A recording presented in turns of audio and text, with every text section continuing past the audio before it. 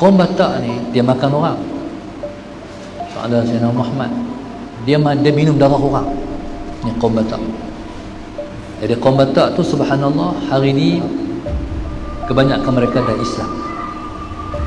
Dan wala bagaimanapun ada yang beragama lain. Di antaranya kata guru saya iaitu Syekh Abdul Qadir Al-Mandeli. Cerita dia, bangsa Batak ni bangsa yang sangat mempercayai angka 7. Mereka jumpa satu pokok yang cabang 7, mereka buat Tuhan. Ada Sayyidina Muhammad. Mereka jumpa busut yang ada 7, mereka buat Tuhan. Mereka pantang jumpa 7, mereka buat Tuhan lah. A'udzu billahi minasyaitonir rajim. Kita bersyukur kepada Allah Subhanahu wa taala. Allahumma salli ala sayyidina Muhammad yang telah mengizinkan kita untuk berada dalam majlis ilmu, majlis yang dianjurkan oleh Jawatankuasa Pengurusan Masjid Miri Jalan Merbau dan Masjid Darul Iman 2A. Tudan ni dia Saudara Sayyidina Muhammad kampung ke? Kampung Tudan. Tudan ni dia makna bahasa apa? Tak tahu. Ada orang tua ada sini yang tahu makna Tudan ni dia daripada bahasa apa? Ini perkampung wisata Ya? Kampung Baru. Kampung Baru. Kampung Baru Tudan. Kalau tak ada terjemah, saya nak terjemah. Saudara Sayyidina Muhammad. Tudan ni ada hadis Nabi sebut, i'mal ma syi'ta kama tadinu tudan. Maknanya Saudara Sayyidina Muhammad, i'mal ma syi'ta, lakukanlah apa yang kamu nak, kama tadinu tudan, seperti mana yang kamu buat begitu kamu akan dibalas. Jadi maknanya kalau tuan-tuan tak tahu, itulah hadis Nabi sallallahu alaihi wasallam. Kampung tuan-tuan unik ada dalam hadis Rasulullah sallallahu alaihi wasallam. Jadi tuan-tuan, tadi sebelum saya sampai, Ustaz Syahrul cerita kat saya tentang satu cerita. Lagi saya nak pergi ziarah makam Aulia. Satu orang yang datang berdakwah ke kampung tuan-tuan sallallahu alaihi Muhammad. Kata dulu ni di kampung ni ada satu bangsa ada Sayyidina Muhammad yang kalau siapa boleh penggal kepala orang jadi panglima perang. Jadi subhanallah Sayyidina Muhammad, maka satu orang awliya, mereka berdakwah, mereka asal 3 orang, salah seorangnya sampai ke kampung tuan-tuan. Suatu mana dia sembahyang asar, ketika itu dia penggal kepala dia. Bila dipenggal kepala dia Sayyidina Muhammad, maka berpisahlah di antara jasad dan juga kepala.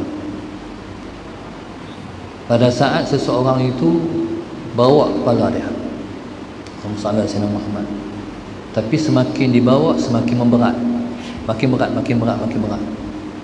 Akhirnya kepalanya dibuang ke dalam sungai Sayyidina Muhammad.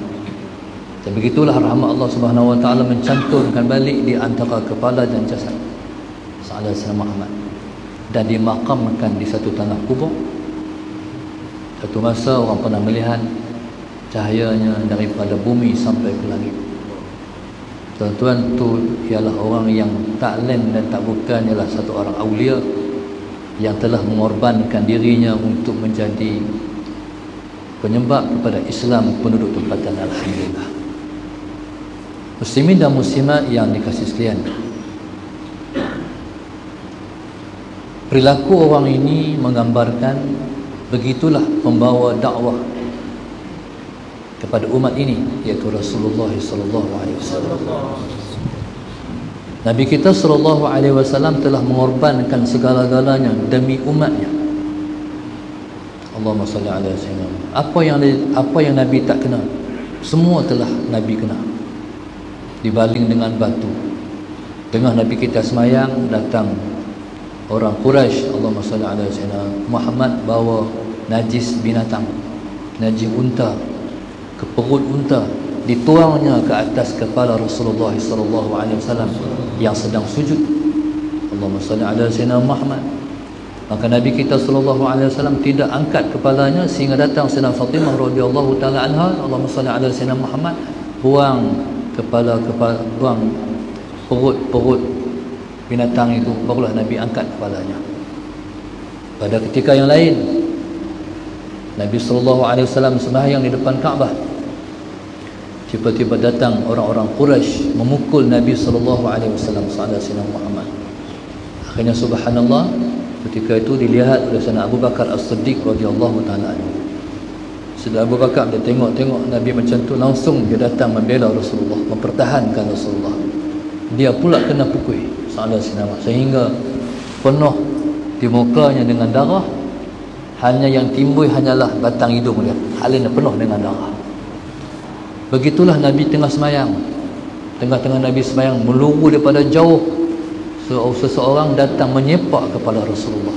Bayangkan, itulah laluan-laluan dakwah Rasulullah sallallahu alaihi wasallam. Sehingga Nabi ke Taif, Allahumma salli ala sayyidina Muhammad. Nabi ingat Taif ialah merupakan, Allahumma salli ala sayyidina Muhammad, tempat yang boleh menggantikan Mekah. Sebab orang Mekah dah tak terima Rasulullah. Nabi nak pergi ke Taif sebab Nabi harap orang Taif terima Nabi sallallahu alaihi wasallam. Rupa-rupanya bila Nabi sampai ke Taif, yang Nabi terima ialah yang Nabi tidak pernah gambarkan. Orang Taif baling Nabi dengan batu sayyidina Muhammad. Jadi bila dia baling Nabi dengan batu sallallahu alaihi wasallam, bayangkan insan mulia itu dibaling dengan batu. Allahumma salli ala sayyidina Muhammad. Maka habis baju Nabi yang warna putih, habis jadi warna darah, penuh darah di badan Nabi sallallahu alaihi wasallam. Sehingga pada saat itu para malaikat yang jaga gunung dan jaga bukit datang meminta izin pada Rasulullah sallallahu alaihi wasallam. Allahumma salli ala sayyidina Muhammad, melalui malaikat Jibril alaihi salam, minta izin untuk menghempap penduduk Taif dengan gunung dan bukit.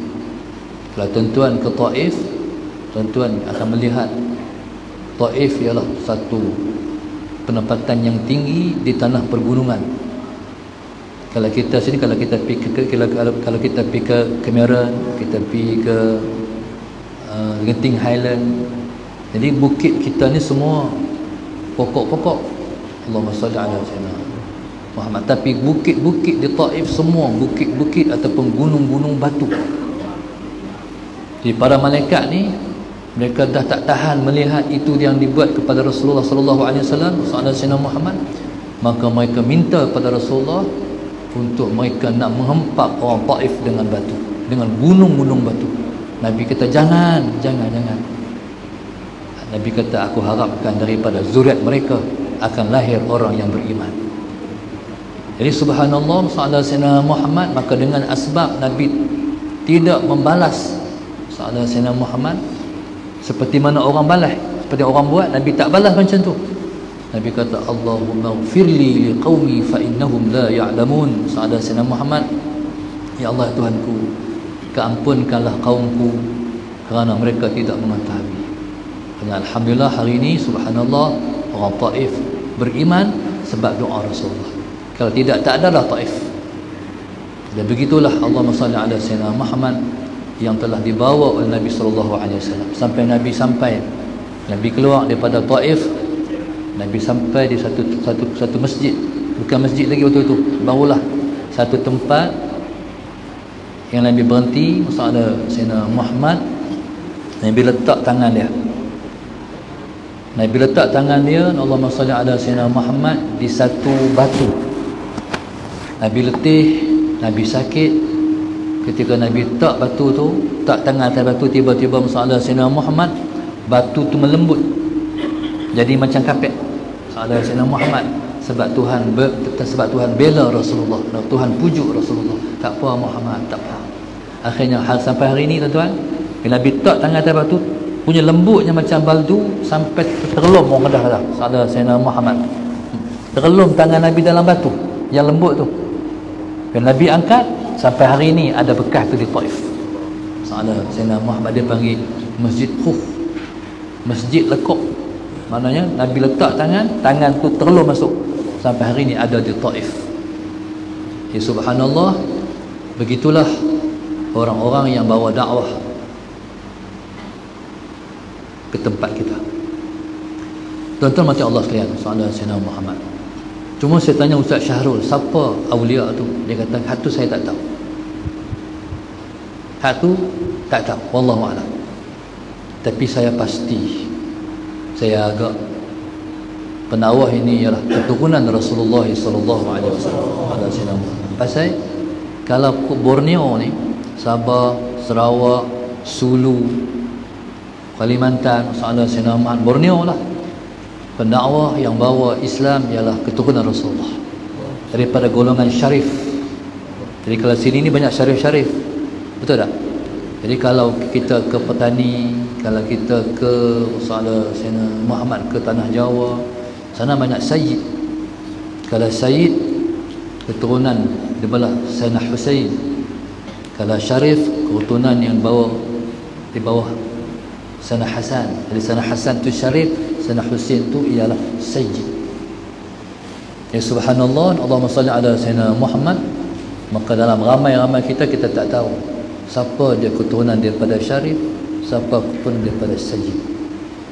Dan subhanallah, Allahumma salli ala Sayyidina Muhammad.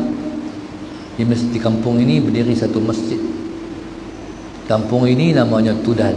I'mal ma syi'ta kama tadinu tudan. Kamu buat apa kamu nak buat, tapi kamu kena ingat yang kamu buat akan dibalas oleh Tuhan. Sallallahu alaihi wasallam Muhammad. Orang tadi subhanallah, dia sanggup dia mati untuk supaya subhanallah, begitulah karamatul awliya.